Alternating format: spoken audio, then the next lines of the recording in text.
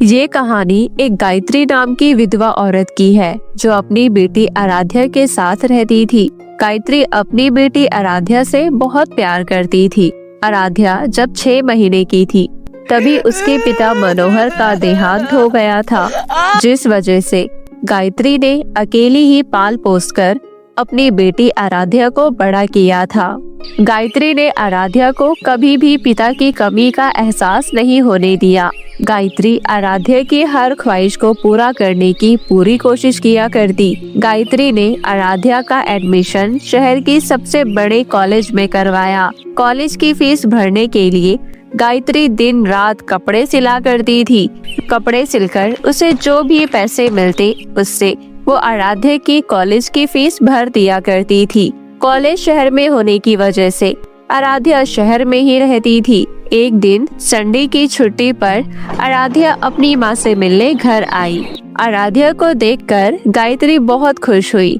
कुछ देर बातें करने के बाद और खाना खाने के बाद आराध्या अपनी माँ गायत्री से कहती है, माँ अगले महीने से मेरे एग्जाम है तो मैं हॉस्टल में ही रहकर पढ़ा करूंगी। अब मैं एग्जाम खत्म होने के बाद ही घर आऊंगी। आप अपना ध्यान रखना। और माँ मेरे कपड़े पुराने हो गए हैं तो कुछ पैसे कपड़ों के लिए भी भेज देना।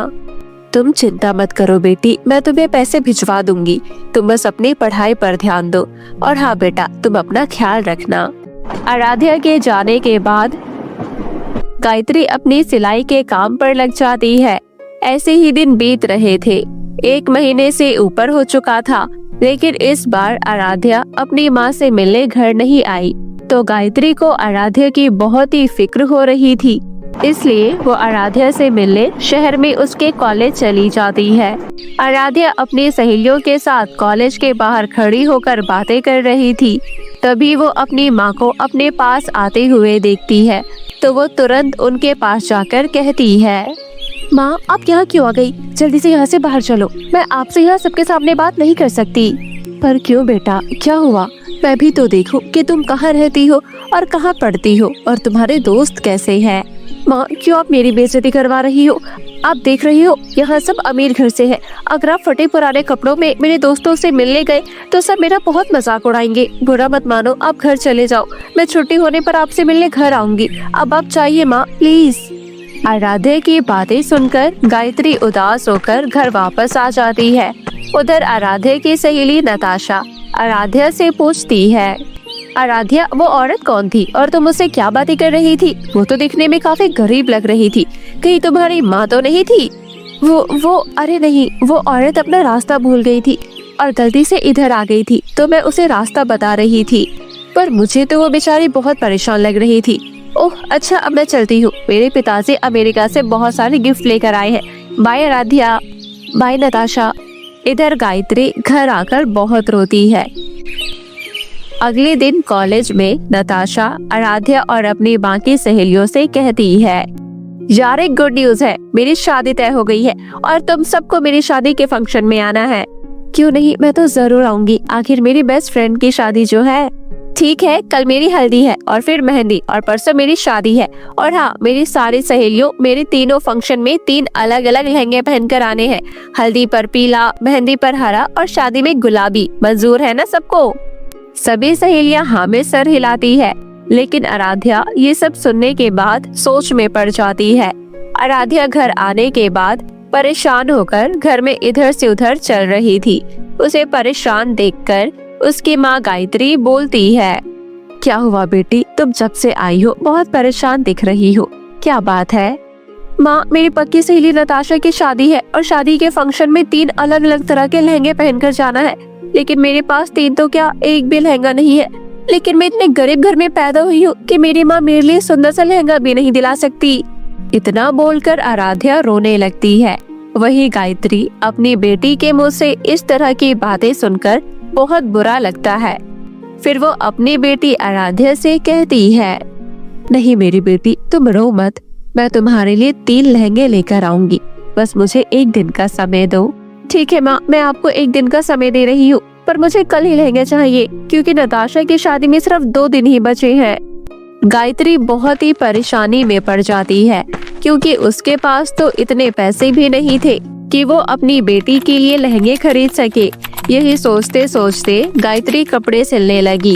तभी उसके पास एक बूढ़ी औरत फटे हुए कपड़े पहने हुए आई।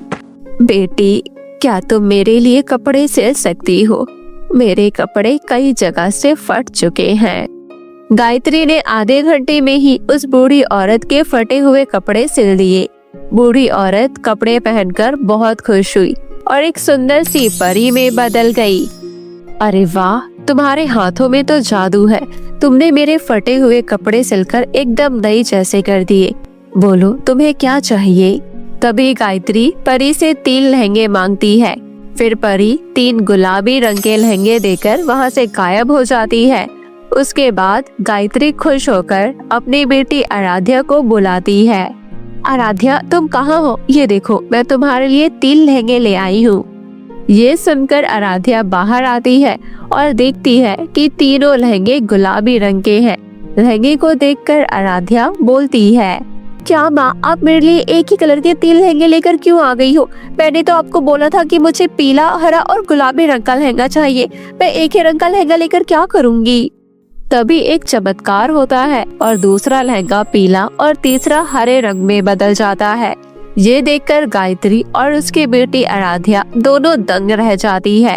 तभी आराध्या बोलती है, माँ, आप ये लहंगा कहाँ से लेकर आई हो? बेटी, ये लहंगा मुझे एक परी ने दिया है, लेकिन परी ने मुझे ये नहीं बताया कि ये जादुई लहंगे हैं। बेटा, अब तुम जाओ और लहंगा पहनकर तैयार हो जाओ। अपनी माँ के कहने पर आराध्या पीले रंग का लहंगा पहनकर तैयार हो जाती है और तैयार होकर अपने सहेली नताशा की हल्दी के रस्म में चली जाती है। पीले रंग का लहंगा पहनकर आराध्या बहुत ज्यादा सुंदर लग रही थी। सभी की नजर आराध्या की तरफ थी। ये सब देखकर आराध्या को बहुत खुशी हो रही थी। दूसरे दिन मेहंदी की रस्म में आराध्या हरे रंग का लहंगा पहनकर फंक्शन में जाती है और बेहद खूबसूरत लगती है। आराध्या को देखकर उसकी सहेलियां कहती है, ये देखो, आराध्या भी आ गई। वैसे आराध्या, तुम इस लहंगे में सबसे अलग लग रही हो। हल्दी के फंक्शन में भी सब तुम्हें ही देख रहे थे और आज भी सब दुल्हन को छोड़कर तुम्हारे आने का ही इंतजार कर रहे थे। बहुत ही अच्छी लग रही हो तुम। वैसे तुमने कहाँ से लिया है ये लहंगा? मेरी माँ लेकर आई थी। तभी नताशा वहाँ आती है और आराध्या से कहती है, आराध्या, तुम बहुत ही खुशनसीब हो जो तुम्हें इतनी अच्छी माँ मिली जो तुम्हारी हर खुशी का ख्याल रखती है। लेकिन मेरी मम्मी को अपनी बेटी की शादी में आने के लिए समय ही नहीं है। आज उन्हें अपने क्लब और किटी पार्टी से फुर्सत नहीं है कि मेरी शादी में आ सके। उन्होंने मुझे हर चीज दी, जो मांगा सब दिया, लेकिन मुझे उन्होंने कभी भी अपना प्यार और समय नहीं दिया। उनकी कमी हमेशा मेरी जिंदगी में रहेगी। लेकिन तुम बहुत खुश नसीब हो आराध्या। नताशा की ये बात सुनकर आराध्या को अपनी माँ के प्यार का एहसास होता है। फिर फंक्शन खत्म होने के बाद वो अपने घर जाकर अपनी माँ से बोलती है, माँ, आप बहुत अच्छी हो, आप मुझे माफ कर दो। आपने कभी भी मुझे किसी चीज की कमी का एहसास नहीं होने दिया। आपने मेरी हर जरूरतों को पूरा करने के लिए दिन रात एक कर दिया और बदले में मैंने आपका अपमान किया। मुझे माफ कर दो माँ, मैं ऐसा कभी नहीं करूँगी। माँ, आप कल मेरे साथ नताशा की शादी में चलोगी? नहीं बेटी, मेरे पास एक भी अच्छे कपड़े नहीं है पहनने के लिए। तुम इतनी सुंदर लगोगी और मैं तुम्हारे साथ चलूंगी तो बिल्कुल भी अच्छा नहीं लगेगा। तुम वहाँ अकेली ही चली जाना। नहीं माँ, आपको मेरे साथ चलना ही होगा। कोई बात नहीं, आपके पास जो कपड़े हैं वही पहन लेना, आप अच्छी लगोगी। कल आपको मेरी शादी में चलना है और मैं आपको अपने सारे दोस्तों से भी मिलवाऊंगी। अगले दिन नताशा की शादी में जाने के लिए आराध्या गुलाबी रंग का लहंगा पहनकर तैयार हो जाती है और उसकी माँ गायत्री भी सिंपल सी पुरानी साड़ी पहनकर तैयार हो जाती है। अपनी माँ को देखकर आराध्या बोलती है, वाह माँ, दुनिया की सबसे बेस्ट माँ हो। आप इन कपड़ों में बहुत ही सुंदर लग रही हो। आराध्या के इतना कहते ही गायत्री की पुरानी साड़ी एक सुंदर चमचमाती साड़ी में बदल जाती है। ये देखकर गायत्री हैरान हो जाती है और अपनी बेटी से कहती है, आराध्या, कहीं मैं कोई सपना तो नहीं देख रही? नहीं माँ, आप कोई सपना नहीं देख रही, ये हकीकत है। आप भूल गई कि ये लहंगा सुंदर होने के साथ जादुई भी है। उसके बाद आराध्या अपनी माँ गायत्री के साथ अपनी सहेली नताशा की शादी में जाती है और सबसे अपनी माँ गायत्री को इंट्रोड्यूस करवाती है। दोस्तों, आज मैं सबको अपनी प्यारी माँ से मिलवाती हूँ। ये मेरी माँ है। इन्होंने ही मुझे अकेले बचपन से पाल पोस कर बड़ा किया है। और हाँ, मेरी माँ ने ये सब दिन रात सिलाई करके किया है। आपसे मिलकर बहुत खुशी हुई आंटी जी। काश मेरी मम्मी आपकी तरह होती। उनके पास तो मेरे लिए समय ही नहीं है। दिल छोटा नहीं करते नताशा बेटा। मेरे लिए जैसे मेरी बेटी है वैसे ही आप सभी हो। मेरा आशीर्वाद सदा तुम्हारे साथ है। और इस तरह सभी खुशी खुशी नताशा की शादी एंजॉय करते हैं। उस दिन के बाद से आराध्या अपनी माँ गायत्री से बहुत ही अच्छा व्यवहार करती है। जादुई तीन लहंगे की वजह से उनकी गरीबी दूर हो जाती है और वो हंसी खुशी एक साथ रहने लगती है। बादलों में बसी जादुई नगरी में सभी परियां खुशी खुशी रहती थी। उनकी दुनिया बुरी शक्तियों के साए से पूरी तरह सुरक्षित थी, क्योंकि रानी परी ईवा के पास एक दिव्य मणि थी, जिसकी वजह से पूरा परिलोक एक सुरक्षा कवच से घिरा हुआ था। रानी परी ईवा की एक बेटी थी जिसका नाम नोरा था। वो भी अपनी माँ की तरह जादुई शक्तियों से परिपूर्ण थी। कुछ समय बाद रानी परी ईवा ने एक दूसरी बेटी को जन्म दिया और नाम रखा अलीना। पर बदकिस्मती से परिलोक में जन्म लेने के बाद भी उसके पास अपनी माँ ईवा और बड़ी बहन नोरा की तरह शक्तियाँ नहीं थी। वो शक्तिहीन थी। रानी ईवा को जब ये बात पता चली तो उन्हें बहुत बड़ा आघात लगा, जिस वजह से वो अपनी छोटी बेटी अलीना पर कम ध्यान देने लगी। एलिना जब थोड़ी समझदार हुई तो माँ का बड़ी बहन नोरा की तरफ ज्यादा लगाव देख दुखी रहने लगी। ऐसे ही एक दिन अलीना अकेले कमरे में उदास बैठी सोच रही थी। मेरी दीदी कितनी लकी है। उसके पास कितनी सारी जादुई शक्तियाँ हैं और सभी उससे कितना प्यार करते हैं, और एक मैं हूँ, मेरे पास एक भी जादुई शक्ति नहीं है। एलिना ये सोच रही थी, तभी कमरे में उसकी बड़ी बहन नोरा आई और बोली, क्या बात है मेरी प्यारी सी बहन, चलो मेरे साथ बगीचे में एक साथ मिलकर खूब खेलेंगे। क्या सच में दीदी? चलो चलते हैं, बड़ा मजा आएगा।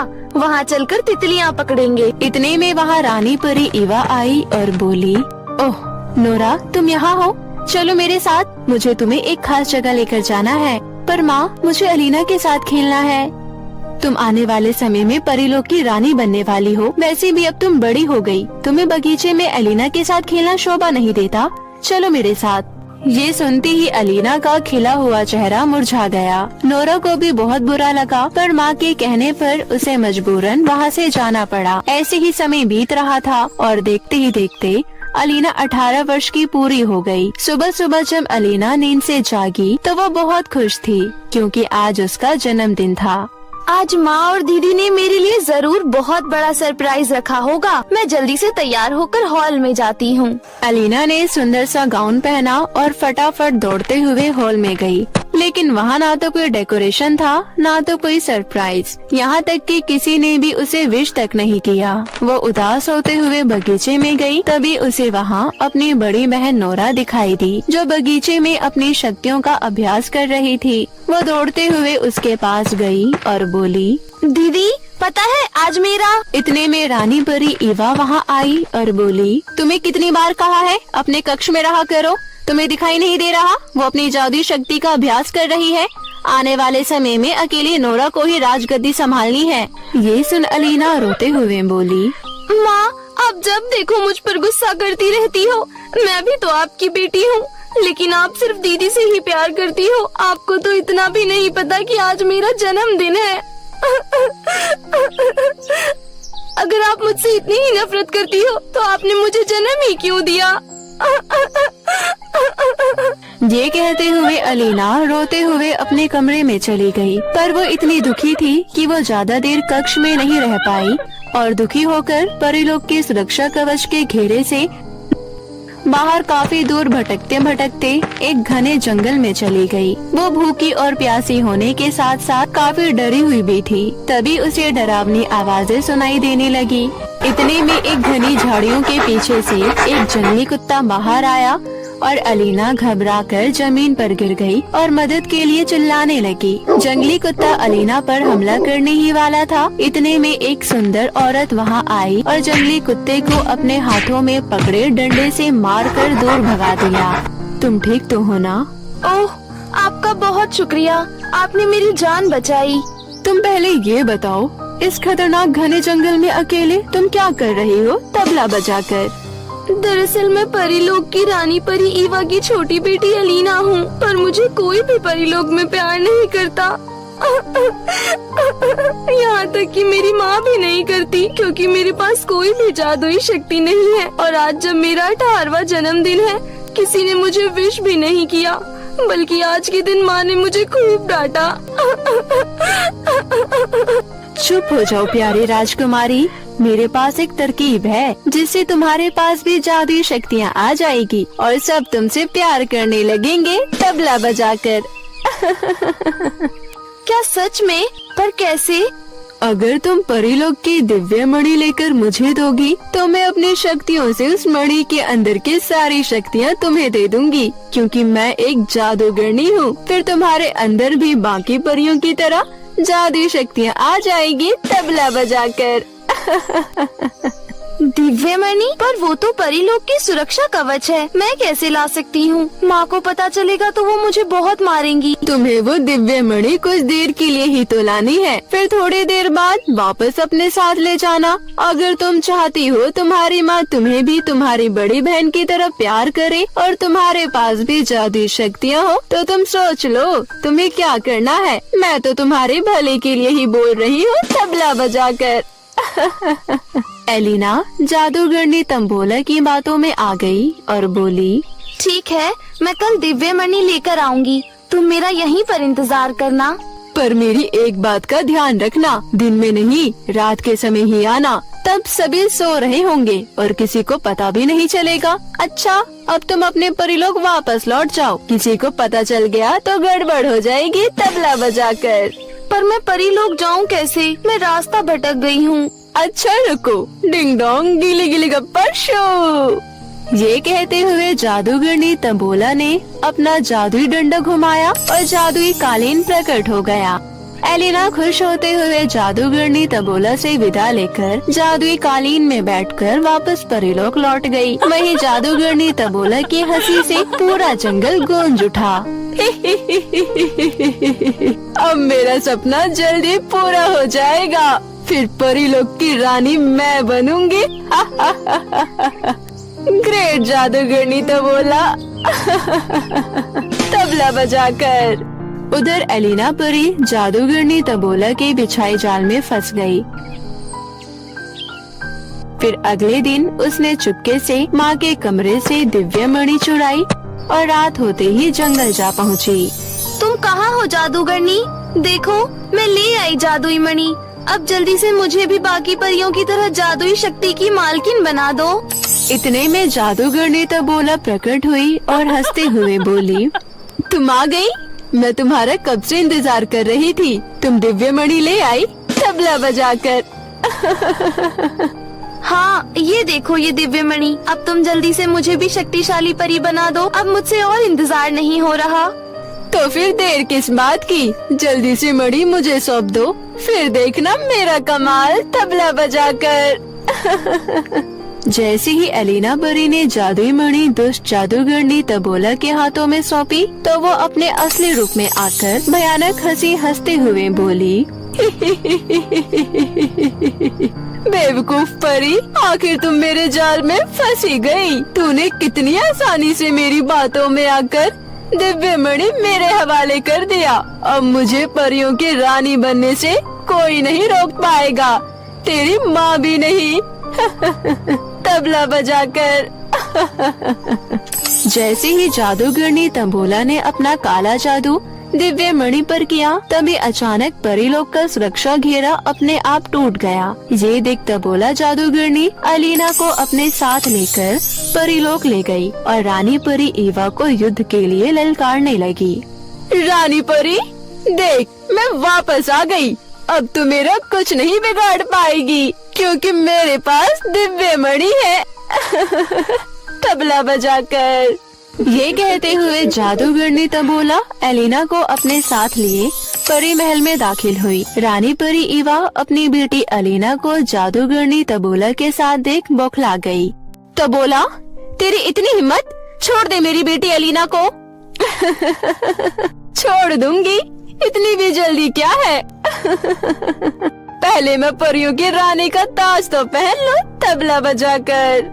ये कहते हुए जादूगरनी तबोला ने रानी परी ईवा पर हमला किया। दिव्य मणि होने की वजह से रानी परी ईवा जादूगरनी तबोला का वार झेल नहीं पाई और घायल हो गई। इतने में रानी परी ईवा की बड़ी बेटी नोरा ने भी अपनी जादुई शक्तियों का प्रयोग किया, पर जादूगरनी तबोला की शक्ति के सामने वो भी टिक नहीं पाई और जख्मी हो गई। अपनी माँ और बड़ी बहन को मुसीबत में देख अलीना से रहा नहीं गया। फिर उसने पूरी ताकत से जादूगरनी तबोला को धक्का दिया और उसके कमरे में रखा जादुई डंडा फुर्ती से तोड़ दिया। बेवकूफ परी, तूने मेरा जादुई डंडा तोड़कर अच्छा नहीं किया। दुष्ट जादूगरनी, तूने मेरी माँ और दीदी को चोट पहुँचाने की हिम्मत कैसे की? कोई बात नहीं, दिव्य मणि तो मेरे पास है ना, तबला बजाकर। मैं तुझसे दिव्य मणि लेकर ही रहूंगी। ये कहते हुए अलीना जादूगरनी तबोला से दिव्य मणि लेने के लिए झपटी। छीना झपटी में दिव्य मणि दूर जा गिरी। ये देख रानी परी ईवा ने दिव्य मणि को फौरन अपने कब्जे में कर लिया। अरे मेरी मणि, वो भी मेरे हाथों से निकल गई। बेवकूफ परी, ये सब तेरी वजह से हुआ है। मैं तुझे जिंदा नहीं छोड़ूंगी। रुक जा दोस्त तबोला, अब तू किसी का कुछ नहीं बिगाड़ पाएगी। अब तेरी सारी शक्तियाँ खत्म हो चुकी है, तबला बजाकर। ये कहते हुए रानी परी ईवा ने अपनी बेटी नोरा के साथ मिलकर तबोला पर हमला किया और देखते ही देखते तबोला जलकर भस्म हो गई। इस तरह सब कुछ ठीक हो गया। रानी परी ईवा ने बड़े प्यार से अलीना को गले लगाते हुए बोली, एलिना, मुझे माफ कर दो। मैंने हमेशा तुम्हें नजरअंदाज किया, पर मैं तुमसे बहुत प्यार करती हूँ। एलिना, मेरी प्यारी बहना, तुम सबकी आँखों का तारा हो और तुम्हें पता है तुम्हारे पास एक जादुई शक्ति है। जादुई शक्ति? हाँ मेरी बच्ची, तुम्हारे पास एक अदृश्य शक्ति है और वो शक्ति है प्यार की। माँ ईवा की बात सुन अलीना के चेहरे पर मुस्कान आ गई। रानी परी ईवा ने कुछ समय बाद परीलोक की राजगद्दी अपनी दोनों बेटियों के हाथों सौंप दी। फिर दोनों बहनों ने मिलजुल कर परीलोक पर कई सदियों तक शासन किया।